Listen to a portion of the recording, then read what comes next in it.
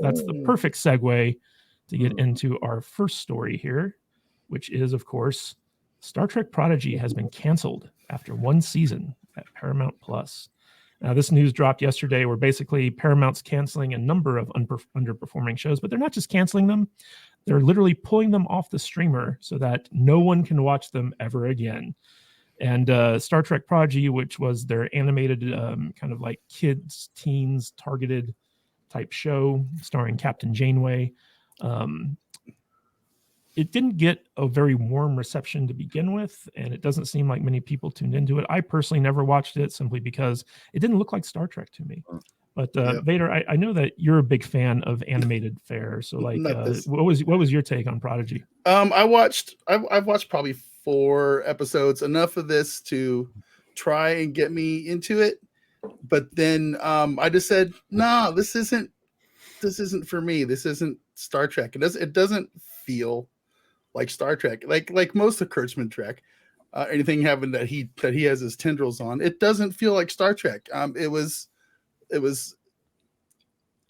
kind of feels like an adult show made for kids, animated in a weird style, starring a bunch of aliens before that I've never seen in Star Trek.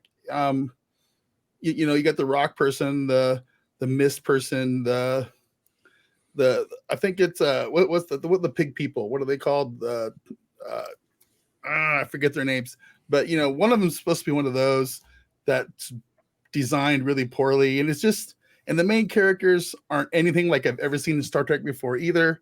So I never got into it, and they're trying to make it some kind of pseudo sequel to with Voyager characters and stuff, and it just I never was able to buy into the show. So I don't feel like anybody else was either. So I'm not shocked. I'm not surprised that this show has had a problem finding their audience outside of a hardcore Star Trek, I'm going to watch anything with the logo on it crowd. You know what I'm saying?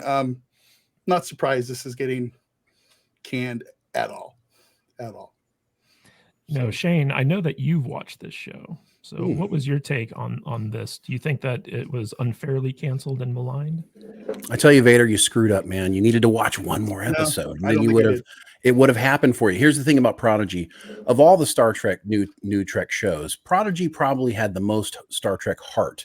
Even though it was gauged towards kids, it was also very positive, and it also had Kate Mulgrew, which, of course, you go back to Legacy Trek and you get a little bit of that. But here's the thing about Prodigy being canceled. Overall, it's a really good thing.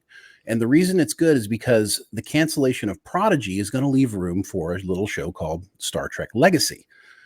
They previously weren't able to fit, of course, Kurtzman said he's going to give you 50 weeks of Trek, which we'll see how that happens going forward. But with 50 weeks of Trek, you couldn't fit it. Even though Picard was canceled, they were going to bring in these miniseries, these TV movies. But now with Prodigy going away, if they do decide to do Star Trek Legacy, this now gives them room to do an entire new series. So, Prodigy, they might still sell it to Netflix or some other platform. But I think it's overall a good thing because, I would like to see a continuation of the series with Legacy. And so it gives it some room now. So, Gary, we have this article that Shane shared with us earlier from Yahoo Finance, where basically it says Paramount, as we know it, has 2 years left at most. And it's been no secret that Paramount's been hemorrhaging money. In fact, there was a news article out not too long ago that basically said, shut down your streaming service. It's too expensive and it's not making you any money. And they've been having trouble with the Tyler Sheridan shows. Star Trek Discovery is ending. Prodigy is getting canceled. So they're really kind of scrambling and juggling, trying to figure out, okay, how can we be profitable on our streaming network? And Star Trek has always been kind of like the linchpin of their streaming service. And with the highs that they experienced with Star Trek Picard, they're probably a little bit more kind of focused on, okay, how can we get more Star Trek that people want out there in order to kind of consolidate our streaming service? But what's your take on this? Do you think that Paramount still has no idea what they're doing when it comes to Star Trek? The short answer is they have no idea what they're doing. They never have. So remember, and I'm sure you remember, Matt, but this is for the audience too, that Star Trek Discovery was supposed to launch CBS All Access, but it got delayed. So it's like The Good Wife was Good Girl or whatever the show they did went before. But it was supposed to launch it. Remember CBS All Access? Then it turned into Paramount Plus. It's all lost money. It's never gotten subscribers. They've counted paused subscribers, which is people who don't subscribe anymore. And Prodigy being canceled, like I can't believe it got the 2 seasons. I took in like a few minutes of it, just to be somewhat informed, and I couldn't even be bothered to do that. Let's just say there's a multiverse out there where Star Trek is good, like Star Trek Discovery was good, Picard was good for all 3 seasons. I still wouldn't watch Prodigy. I don't care. I mean, it's not Star Trek. It looked like to me like a repurposed character, a bunch of repurposed character designs from another show, and let's throw in some Star Trek stuff in it. And it's just, that's not why I watch Star Trek. It's not why I watched it when I was a kid. Our buddy Rob just made a great video. Great video. Breaking down this whole thing. So I highly recommend you watch that. But like, yeah, he's a little older than me, but I watched Star Trek the original series as a 5 and 6 year old, and it hooked me in. Yep. I don't need to be dumbed down. No, I like it when the adults are smarter, much smarter, and I don't need to see myself. So I'm not surprised this happened. Paramount, if it's got 2 years left, that means it's probably going to be sold, or they're going to, if they were smart, they would listen to their, Matt, you might remember, one of their banks, one of their investors is the one who said, you should just kill Paramount Plus, and just license stuff. Because Taylor Sheridan, if they would have licensed all that, they'd be rolling in money right now. Although he did not make any. I love what he said, by the way. Taylor, did you hear what Taylor Sheridan said? No. About the WGA? Oh, he's all writers' rooms don't work for me. I hate writers' rooms. They're all pissed at him right now. Good for him. He does all the work himself. That's why. Yeah, he does. So they're all like just swarming him on trying.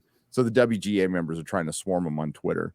But he's right. Like sometimes writers' rooms work for some people if they're like a tight unit.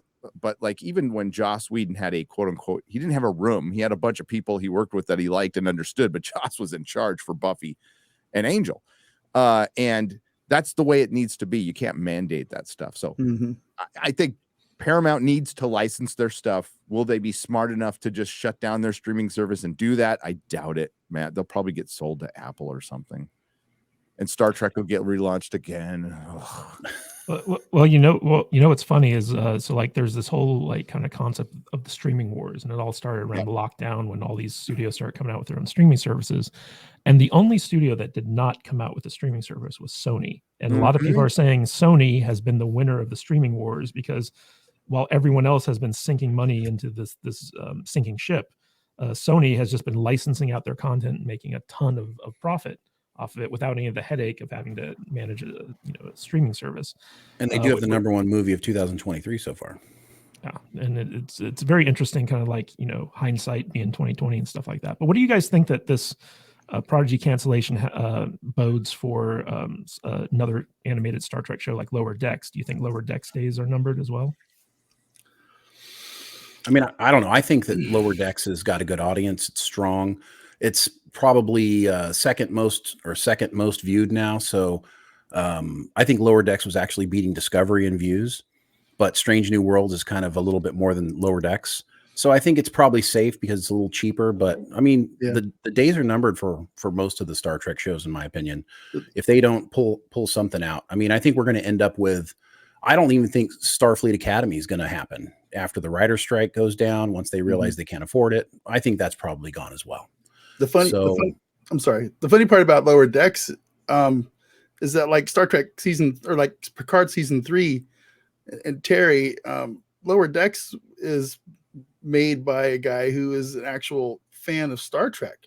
And you can tell when things are made by people that have a passion for what they're putting out. I'm not going to sit here and defend Lower Decks because it has a lot of misses in it, but there's an argument to be made out there that it's the best Star Trek in the whole Kurtzman era line, as far as the whole era that we like to watch. There's a lot of really fun stuff in that show.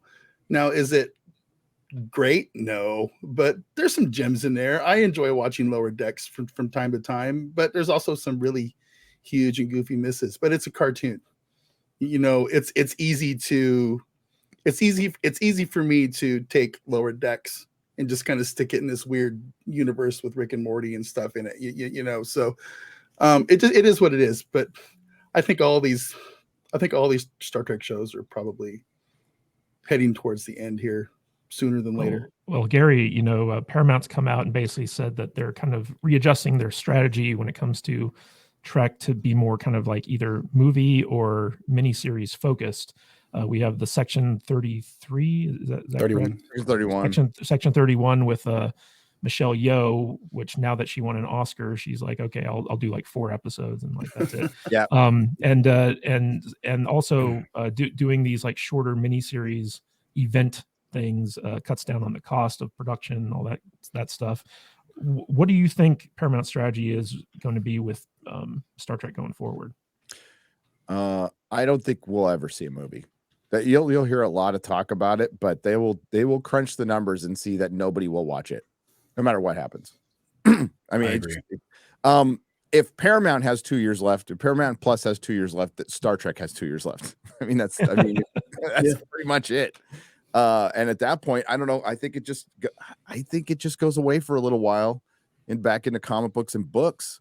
I wish there would be a good Star Trek, and they need to just start from scratch with something else. But again, is there a hunger for that? Probably not. If they would have thought about this 3 years ago, if they would have thought about this 2 years ago, if they would have thought about this, they might be able to change paths. But it's too late. I'm sorry to black pill everybody on it, but I mean, that's the reality of it. And the fact that we got, you know, to varying degrees, some people liked it, some people didn't, and that's fine. But Picard season 3 is clearly the best thing they've ever put out, will ever put out. They will never equal it. And you know, Shane, and I don't want to rain on anybody's parade, but I don't know if legacy is like the thing we even want. You know, like are we guaranteed to have something good with legacy if it happens? And I remain very skeptical about that. Yeah, there are no guarantees. Sorry, Matt. I wish I could give you good news. I thought I do. I agree with you, Gary. I think that I think the problem is that Terry Matalas and Picard season 3, it's at the top of the game. I mean, it's the sending off of our favorite TNG characters, and they did it in an incredible way with incredible story arcs and is just really well done. If you bring in legacy, I think there's going to be a focus on 7 of 9, and then you bring in the whole possibility of some element of wokeness that unfortunately Hollywood just can't stop doing. We've heard from insiders how many times that they're required to have a certain diversity in their writing staffs. They're required to have certain things, and unless you have a strong showrunner that can kind of tap all that down, but there's only a limit. I mean, all these people want to work, so there's a limit on how much they can push that back, and until people continue to lose money the way they're doing, things won't change. So I think you're probably right. We probably got the best version we got. Me personally, I'd love to see if they're going to continue doing it. To me, any version of Star Trek Legacy that Terry Matalas is doing would probably be better than A Strange New Worlds or anything else that we currently have. So that's the kind of the way I look at it. If you want more Star Trek, if it's going to happen, Terry Matalas running it is the only way I see it being even remotely possibly good. Well, Shane, Gary made a good point about the movies. It used to be that, a Star Trek movie, it cost $30 million. It's like, that was the sweet spot where basically they could make a Star Trek movie and make 3, 4, 5 times their investment back. And that was why Star Trek basically carried Paramount for so long. It was because they made it cheap, and the fan base carried it to multi-$100 million box offices. And with the J.J. Abrams era, where basically they turned Star Trek into like $100+ million production, they have yet to see it actually be profitable. So do you think that it would make sense for Paramount to be kind of like, hey, why don't we make smaller budget movies and try to actually turn a profit, as opposed to spending $200-300 million on a ensemble cast that is way overpaid for what they're bringing in? Yeah, delusions of grandeur, right? I mean, let Chris Pine tell you himself. How many times has he said in the last couple of years, look, Star Trek isn't $1 billion a movie franchise. They need to make smaller movies that Star Trek fans actually want to see, focus on that, spend a little bit less, make double, triple your money. I mean, that's the way Star Trek has always been. I mean, even the actors who arguably aren't part of the financial part of the business understand that. So why don't studios? Because they have delusions of grandeur. They hire a guy like J.J. Abrams who says going to make them $1 billion. And we all know just having a director isn't going to make that happen. You have to have a fan base that'll show up for it. And science fiction is a niche audience. The expectations can only be so high. It's not an Indiana Jones. It's not a Star Wars. It's Star Trek. It's intelligent. It's small. It's very guy centric, so it's just one of those kind of things that's never going to happen. They need to cut back, but will they? No, because nobody's smart enough to do it. Guy. Okay. So we got some super chats I want to hit up here real quick. So we got Setlick Gaming for $10. Nerdrotic, live long and prosper. We have T. Stoney for $2. Picard Season 3 is the only Kurtzman era thing that's good. Yeah, I think I could agree with that. Can we all agree with that? I can. Yes. Agreed. All right. We have Ryan for €20. Paramount's move to go back to basics, doing episodic seasons of Strange New Worlds is like old Trek, seemed a good response to fan complaints. I felt that they were at least trying. Maybe the magic is gone and forever lost. Yeah, it is interesting because Kurtzman era Trek they don't seem tone deaf. Like they do seem like they listen, but their execution is always off. Yeah, that's a really good point. Like, I heard from a little birdie that Kurtzman and Jar Jar don't like each other anymore. I'll just say that. So, and I'm not defending Kurtzman. I think he's a moron. I think if he was smart, he would just be an EP, completely walk away, find some Star Trek people. This was like 3 years ago, by the way. It's too late now. Yeah. And to run his stuff, and he could just have his name on it.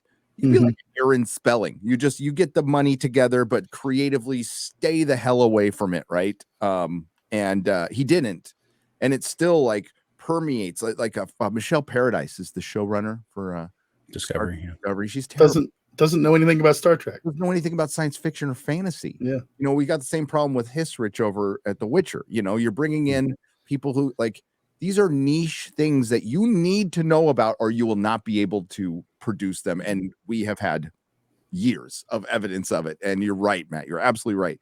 Like there is things he's like, let's take the Discovery and put it. Let's take Discovery and put it, thousands of years. But then he just makes it worse. I mean, like season 3, dude. Season 3 of Star Trek Discovery was it. The burn. Yeah. The burn. Oh my Lord God. It was the best name for Kelpium Tantrum. I need a stress ball. I know. No, like it's so funny that a show with the acronym STD had a through line called The Burn. Excellent. It's really on the nose. So it is, and like you made a point about like Michelle Paradise and Leslie Headland and all these radical feminists who get put in charge of beloved sci-fi franchises, and they don't get them, they don't like them, they're not fans of them, but because they check all the right diversity boxes, they get put in charge of them. And this is systemic, and we're going to talk about this in a later discussion topic, but this is systemic in Hollywood right now, where basically people who don't like what they're doing are being put in charge. And it's very obvious. You got Noga Landau, who's doing Starfleet Academy, who came from the Nancy Drew series, and it's just another CW spinoff thing. And she's going to be co-show running with Alex Kurtzman on Academy. What kind of show do you think you're going to get? And as a fan of the books, like I watched that show, and it was terrible. It was awful. I think they should. Any Nancy Drew fan, when you grew up reading Nancy Drew mysteries, you'd watch that show and you'd be like, "This isn't Nancy Drew." Episode 1 of Star Trek Academy is going to be freshman orientation, where they tell everybody to respect each other's pronouns in their first assembly. Do they do a land acknowledgement too? Yeah, and also, why do they think making Tilly is like she's not a thing? Nobody likes Tilly.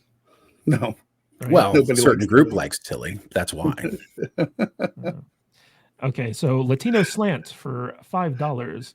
Saludos, salty nerds. Love Gary. Padres suck. And so does Indiana Janet.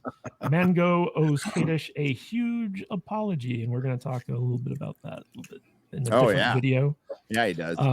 But want to give a big shout out to another salty Saturday superstar, no. Bob Dorsey, not to be outdone by Scotty Doug for $99.99. Bob Dorsey for $100. I commend you guys for continuing to watch and hope. But what makes you think any new Trek will be good when most is trash? I like Picard season 3, but without the member berries, like sub and completely new actors, same story. Is it still good? Hey Bob, we got a show on Thursdays, buddy. Come on by. I think I think that Picard season 3, like if you put in different actors, it might have still been good because it felt more like Trek than anything that we'd gotten up to that point. Well, I had more issues with Picard season 3 than you guys did. Yeah, I made it very clear what my issues were.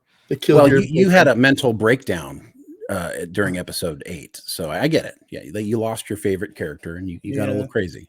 So, well, if you bothered to watch my videos, Shane, you'd see my argument as to why that was an issue. It wasn't just a personal issue. I got you. They killed his boyfriend. Storytelling. They killed his boyfriend. He got mad. That's all. Well, let me just tell you, for Star Trek Picard season 3, the reason that show is successful, and this is why I'm wearing a damn Terry Trek hat. It's where I'm wearing a Terry Trek shirt. Let me tell you something. Terry Matalas is the secret because of his show running capabilities. So as a showrunner, and I think Gary alluded to it earlier when he said something about Tyler Sheridan and the writer's room. You know, Terry's in charge of his writer's room. I love Chris Monfett. I love Sean Trett. I love all those guys. But Terry's in charge of his room. And he's a fan of Star Trek. And so if you have that combination of things, that's where you end up having success. Look at James Gunn and what he's done. He loves what he's doing. He cares about it. He cares what the fans think. So you got this element of you have to have a showrunner or somebody who's creating that actually has that passion and has the control and the ability to be a good showrunner. Otherwise, it's just not going to work out. And we got one last super chat from Sci-Fi is Life for $5. I saw someone argue with this One Piece and Netflix arguing that the bigger the budget, it must be a success. Well, I think that's pretty much standard. If budget's bigger, it has to be a success. Oh, of course. Otherwise, you're not going to make your money back. Was a massive success. Yeah, tell that to Amazon. Yeah. Rings of Power, right? Well, what was even worse is Citadel. Gary, do you know anything about Citadel? I do know, and it's only because I was doing Rings of Power research. Does anybody know Citadel? Chat. Anybody watching Citadel? Yeah, so for those of you who don't know about Citadel, we actually covered this a couple episodes back on Salty Saturday. It's the most expensive TV show that Amazon's ever produced. And then one of the reasons is outside of Rings of Power. Outside of Rings of Power. So you could even argue that the first season of Citadel was more than the first season of Rings of Power, because the $1 billion is for like multiple seasons of Rings of Power. But yes, it's for at least 2. So you're right there. Like so what happened with Citadel was the Russo brothers wanted to create this like spy franchise, and they were busy at Netflix, and so they outsourced it to another showrunner who basically tanked his first season, and it was so bad that the Russos had to come in and completely reshoot the entire first season, and they had to drop it from 8 episodes to 6 because of budgetary concerns. But it was such a disaster for Amazon, and then they released the 6 episodes. I don't know if you watched it, Gary, but it was not a good show. I did not watch it. Mrs. Nerdrotic watched it and said it wasn't very good. And per episode, it's $300 million for one season, by the way. Yeah. One season, $300 million. So that's $55-60 million an episode, give or take. Still cheaper than Indiana Jones 5. That is one episode cost as much as the Joker. Oh my God. It's ridiculous. That's insane. I feel like someone in Hollywood needs to start investing in accountants, like people who actually have sound financial advice about like what to spend money on, because this thing's kind of getting out of control. Hey guys, if you like this podcast, don't forget to like and subscribe to the channel and comment below on your favorite video as well. That goes a long way with helping us boost our channel and get out there in front of more people. And it lets YouTube know that we're doing something right. And if you want to catch us live, we go live 2 times a week, once on Saturdays at 10 a.m. Pacific time and on Tuesdays at 1:30 p.m. Pacific time. So join us there in the chat. We will see you on the live stream. Stay salty.